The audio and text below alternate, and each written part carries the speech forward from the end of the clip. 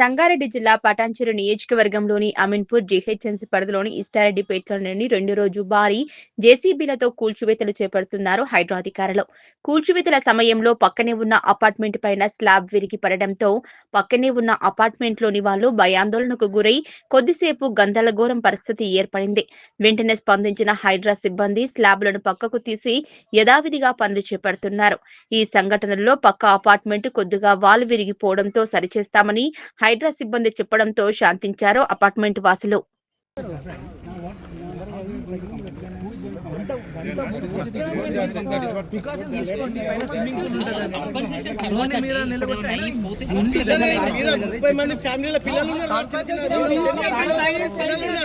ఎవరికన్నా ఏమైనా అయితే